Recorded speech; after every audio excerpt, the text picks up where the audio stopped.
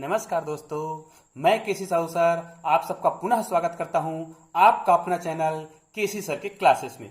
दोस्तों, आज हम घातांक के नियम इस विषय पर चर्चा करने वाले हैं। जी हां, घातांक का नियम वह नियम जो हर प्रकार की प्रतियोगी परीक्षाओं में आता है, इनसे संबंधित गणित आता है और सूत्र याद ना हो तो हम लोग इस गणित को बनाना भूल जाते हैं, जबकि ये गणित बहुत ही सरल होता है। दोस्तों, तो आइए आज हम घातांक के नियम पर चर्चा करते हैं। दोस्तों, यदि अभी तक आपने हमारे चैनल को सब्सक्राइब नहीं किया है तो प्लीज हमारे चैनल को सब्सक्राइब कीजिएगा और बेल आइकन को प्रेस कीजिएगा। तो आइए दोस्तों, आज हम कुछ सूत्र देखते हैं घातांक के नियम। तो सबसे पहले इनकी जो बेसिक जानकारी है वो हम देख लेते हैं। जैसे कोई संख्या दिया हो दोस्तों, जैसे a है और इसका घात m है, तो इसमें कौन क्या है इसको पहले जान लेते हैं। तो a जो होता है, जो संख्या होता है, कोई भी संख्या, उसको हम बोलेंगे आधार। ये आधार होता है और ऊपर में जो होता है जहां पे m लिखा है वो घात होता है। ये हो गया आपका घात। ठीक है, अब इनके आधार पे हमको बहुत सारे सूत्रों को लिखना है। तो चलिए हम सूत्र लिखते जाते हैं और ध्यान दीजिए दोस्तों, यदि ये सूत्र आपको याद रहेगा तो मेरा विश्वास कीजिएगा आपके बहुत सारे गणित, घातांक के सारे गणित आपको बन जाएंगे। बस ये नियम आपको याद होने चाहिए। तो इस वीडियो को अंत तक देखिए दोस्तों। यदि कोई संख्या है जिनके आधार समान है, इनको बहुत सावधानी पूर्वक देखिएगा। इनके घात मान लीजिए m है और इनके घात n है। ध्यान दीजिए, इस दोनों में ही आधार समान है और घात अलग अलग है, जबकि उन दोनों के बीच क्या हो रहा है? गुना हो रहा है। यदि आधार समान हो और गुना हो रहा हो तो उनके जो घात होते हैं दोस्तों वो जुड़ जाता है, जैसे m प्लस n। ध्यान दीजिएगा, यदि उन दोनों के बीच गुना हो रहा हो और आधार समान हो तभी। इनका मैं उदाहरण बताऊंगा और तो आप लोग समझ जाएंगे। दूसरा सूत्र होता है, बहुत ही महत्वपूर्ण सूत्र है, यदि आधार समान हो। ये हो गया दो आधार और उनके देखो आधार समान है, घात अलग अलग है और दोनों के बीच क्या हो रहा है? भाग हो रहा है, मतलब दोनों को भाग दे रहे हैं। तो इनको इस प्रकार भी लिखा जाता है दोस्तों, आपको दोनों प्रकार लिखने का आना चाहिए। यदि एक का घात m दिया हुआ है और यहां पर देखो एक का घात n भी दिया हुआ है यहां पर, तो इनको ऐसा भी लिख सकते हैं और ऐसा भी लिख सकते हैं। तो इनका फार्मूला होता है, यदि आधार समान है और घात भिन्न भिन्न है तो घात जो है घट जाते हैं। आधार को एक बार लिखेंगे और ये जो घात है वो घट जाता है। और घात को कैसे घटाना है? नीचे वाली संख्या का घात जो है ऊपर वाले संख्या के साथ घटता है, उनके घातांक के साथ घट जाता है। तो ये हमारे दो सूत्र हो गए दोस्तों, बहुत ही महत्वपूर्ण सूत्र है। तीसरा सूत्र में आ जाते हैं।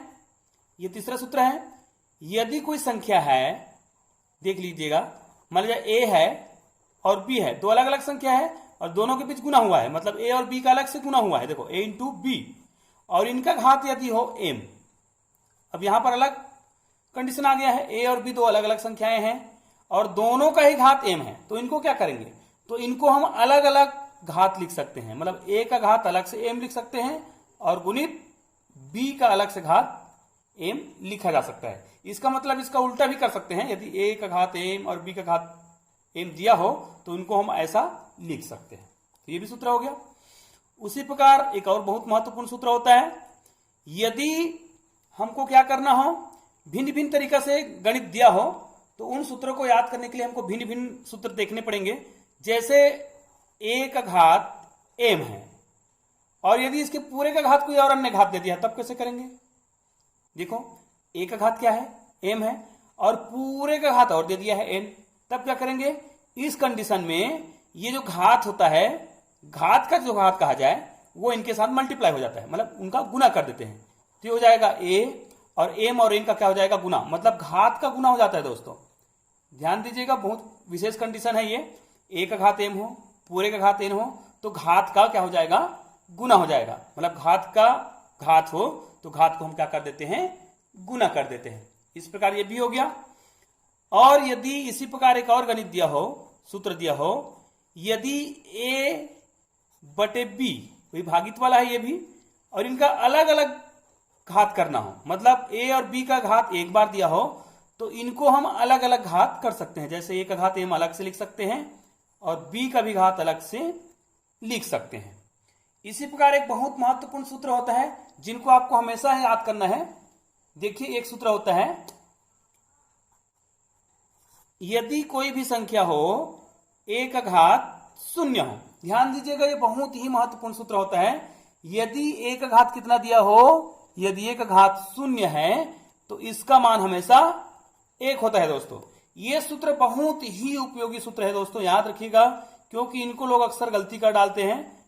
किसी बच्चे को पूछो तो अक्सर गलत जवाब देते हैं। मान लीजिए बच्चे को बोलो 5 का घात 0 है और 1 है, यदि उसने आपने ऐसा समझा दिया है कि किसी भी संख्या का घात 0 होता है तो उसका मान 1 होता है, ऐसा समझा दिया तो ठीक है। लेकिन उसी को हम जब बोलते हैं कि 1000 संख्या दिया है और उनका घात 0 है तो उसका मान कितना आएगा, तो बच्चे बता नहीं पाते हैं, क्योंकि हमको ये जो फार्मूला दिया हुआ है, ये जो सूत्र दिया हुआ है दोस्तों, इनको हमें बच्चे को अच्छे से एक्सप्लेन करना है, हमको अच्छे से सीखना है इस सूत्र को।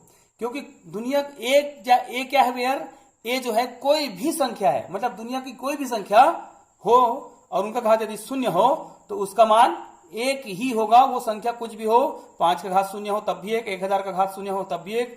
अगर वो कुछ भी लिख दे, कुछ भी लिखे और उनका घात यदि 0 है तो उसका मान हमेशा कितना आएगा, 1 आएगा, ना कि 0 आएगा। तो देखिए दोस्तों, बहुत ही महत्वपूर्ण सूत्र है। इसी प्रकार एक और सूत्र होता है, ये भी बहुत महत्वपूर्ण सूत्र होता है, इनको आपको याद करना है। देखिएगा, यदि कोई संख्या दिया हुआ है जिसके घात दिए हों, जैसे 1 का घात m दिया है, तो कई बार क्या होता है, हम गणित बना रहे होते हैं तो उनको हमको बटे के रूप में लिखना होता है और बटे के रूप में लिखने से हमारे गणित हल हो जाते हैं। तो कोई संख्या दिया है जिसका घात दिया हो और उसको हमको बटे के रूप में लिखना हो तो ये घात नीचे आ जाएगा।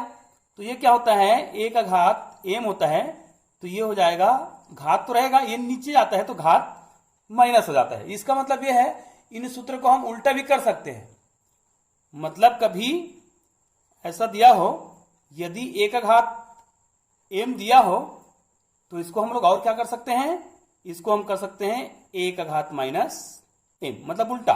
नीचे का घात ऊपर जाता है तो चिन्ह क्या हो जाता है, बदल जाता है। देखो ये नीचे है, ऊपर जाएगा तो धनात्मक हो गया। इसमें देखो ऊपर में, नीचे में धनात्मक है तो ऊपर जाएगा तो ऋणात्मक हो जाएगा। तो ये सूत्र भी बहुत ही महत्वपूर्ण सूत्र है दोस्तों। एक हम अंडर रूट का सूत्र देख लेते हैं दोस्तों, बहुत ही महत्वपूर्ण सूत्र होता है वर्गमूल निकालने वाला। अक्सर वर्गमूल निकालने वाला सूत्र को लोग ध्यान नहीं देते हैं, लेकिन आपको मैं बता रहा हूं यह सूत्र बहुत ही उपयोगी है। तो आइए अगले पेज में देखते हैं। एक बहुत ही महत्वपूर्ण सूत्र होता है, जैसे अगर कोई संख्या दिया हो 1 का घात 2, उदाहरण के लिए, तो मैं इसको विस्तारित रूप में बताऊंगा, अभी मैं केवल 2 के लिए बता रहा हूं। तो यदि 1 का घात 2 दिया हो और यहां पर दिया है x बराबर दिया है, तो ये जो घात होता है, ये जो घात है वो उधर जाके अंडर रूट में बदल जाता है, जिसको हम करनी बोलते हैं, अंडर रूट में बदल देते हैं। तो इसको हम लोग क्या लिख सकते हैं, a बराबर इधर जाएगा तो क्या हो जाएगा, अंडर रूट हो जाएगा और x। तो ये जो अंडर रूट है दोस्तों, उसको हम क्या लिख सकते हैं, x का घात 1/2, ऐसा लिखा जाता है। तो ये भी बहुत महत्वपूर्ण सूत्र है, a बराबर अंडर रूट x हो जाएगा, या फिर a का ही मान यहां पर लिख सकते हैं, a का मान x का घात 1/2। इसका मतलब यह है, इनका एक फार्मूला बनेगा दोस्तों, ये बहुत ही काम आएगा। चाहे आप कुछ भी गणित बना रहे हो, वर्ग समीकरण बना रहे हो, बहुपद बना रहे हो, या और घातांक के नियम के कुछ भी गणित बना रहे हो, तो बहुत ही उपयोगी सूत्र है दोस्तों। तो इनका हम एक मानक समीकरण बना सकते हैं जो हमेशा लागू होगा।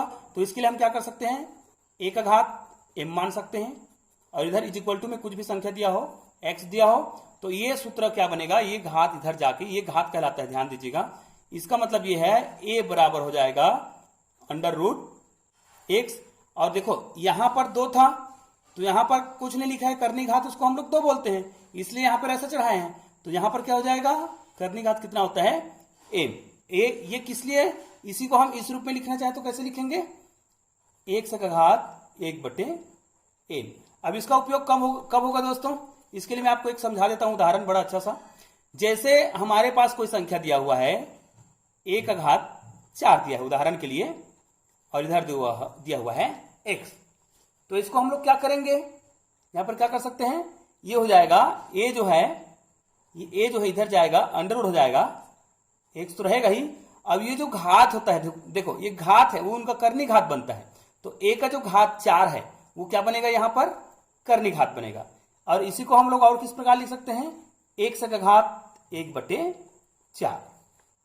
यहां पर यह बात बहुत ध्यान देने योग्य है दोस्तों कि ये जो करनी घात होता क्या है। तो करनी घात के बारे में हम थोड़ा सा समझ लेते हैं कि इनका उपयोग कैसे करते हैं, आखिर ये है क्या। तो मान लीजिए कोई संख्या जो है अंदर में कितने बार आया हो, इस इतने के बराबर, जैसे करने घात 4 है तो ये x 4 बार आएगा, मतलब x गुणित x गुणित x गुणित x। अगर ये 4 बार आया है तो वो करने घात से कितने बार निकलेगा, एक बार निकलेगा। जैसे रूट में होता है, उदाहरण के लिए यहाँ पे मैं आपको समझा देता हूं। जैसे मान लीजिए हमारे पास कोई गणित है, यहां पर दिया है 3 गुणित 3, और यहां पर देखो करनी घात नहीं लिखा है। अगर करनी घात नहीं लिखा है तो हम हमेशा कितना मानते हैं, 2। ये नियम है, अगर कुछ न लिखा हो तो करनी घात 2 मानते हैं। इसका मतलब यह है कि अंडर रूट के अंदर कोई संख्या कितने बार आए, 2 बार आए तो एक बार निकलता है। इसका मतलब इसका आंसर कितना हो जाएगा दोस्तों, इसका आंसर हो जाएगा 3। अब ये किसका वर्गमूल है, 9 का है। उसी प्रकार यदि ऐसा कोई संख्या हो तो ये कैसे हल होगा, मान लीजिए कोई संख्या जो है ऐसा है 2 गुणित 2 गुणित 2 गुणित 2। देखो ये कितने बार आया है, 1 2 3 4। और यदि यहां पर कुछ नहीं लिखा है तो हम मानेंगे कि 2 लिखा है, तो 2 का जोड़ा कितने बार बन रहा है, 2 बार बन रहा है, तो वो 2 बार निकलेगा। मतलब एक बार यहां से एक बार यहां से, तो 2 दूनी 4 निकलेगा। लेकिन मान लीजिए यहां पर कोई करनी घात लिखा हुआ है, जैसे 4 लिखा हुआ है, तो यहां से 4 कितने बार जोड़ा बना, एक ही बार जोड़ा बन रहा है। तो इसका आंसर कितना होगा दोस्तों, यदि ऐसा हो कोई संख्या अंदर में 4 बार आया हो, करनी घात दिया हो, तो वो कितना आएगा, उसका आंसर 2 ही आएगा। तो इस प्रकार के सूत्रों को आप लोग बहुत महत्वपूर्ण है, इनको आप अच्छे से समझ लीजिएगा। उदाहरण के लिए मैं एक आध गणित आपको देता हूं, फिर आप लोग समझ जाओगे कि ऐसा कैसे होता है। मान लीजिए हम कोई एक गणित बनाना चाहें जिसका जैसे 16 दिया है, घातांक बनाना है, तो इनको हम घातांक बनाना चाहें तो कैसे बनाएंगे, तो हम इसको लिख सकते हैं 2 गुणित 2 गुणित 2 गुणित 2। ये देखो ऐसा लिख सकते हैं 16 को। अब इसको यदि हम घातांक के रूप में लिखना चाहें तो कैसे लिखेंगे, ये देखो 2 कितने बार आया है, 1 2 3 4, मतलब 16 को हम 2 का घात कितना लिख सकते हैं, देखो 1 2 3 4, 2 का घात क्या लिख सकते हैं, 4। ये क्या होता है, घातांक के नियम। इसी नियम को आप करनी नियम में अलग लगाएंगे, ध्यान दीजिएगा। और भी उदाहरण देख सकते हैं हम, कुछ भी उदाहरण दिया हो जाए, मान जाए जैसे 25 दिया हुआ है, इसको हम घातांक के रूप में लिखना चाहें तो कितना लिख सकते हैं, ये कितना का गुना होगा, 5 गुना 5। तो 5 का गुना कितने बार आया है, 2 बार, तो इसको हम क्या लिख सकते हैं, 5 का स्क्वायर। ये जो है घातांक के नियम है दोस्तों इस प्रकार हमने बहुत सारे नियम पढ़े हैं। इन नियमों के आधार पर हम बहुत सारे गणित को आसानी से बना सकते हैं। तो हम अगले वीडियो में बहुत सारे गणित बनाकर देखेंगे। दोस्तों आज का वीडियो कैसा लगा हमें कमेंट करके जरूर बताइएगा, और हमारा वीडियो को लाइक कीजिएगा और शेयर कीजिएगा। धन्यवाद दोस्तों।